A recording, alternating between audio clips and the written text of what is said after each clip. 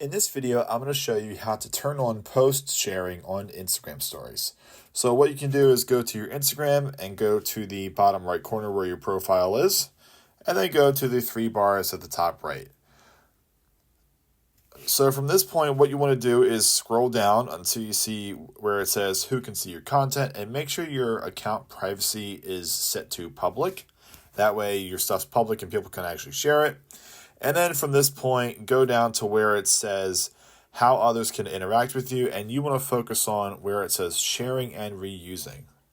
Very important. So go ahead and click that, and from here, all you really need to do is make sure that these are turned on. Now, I just have everything kind of turned on here, but what you can do is just make sure that your post and reels to stories are turned on. That way, everything is able to be shared, and you wouldn't have a problem. So that is it. That's how you would go about turning on post sharing on Instagram. Hope you guys liked the video, and we'll see you next time.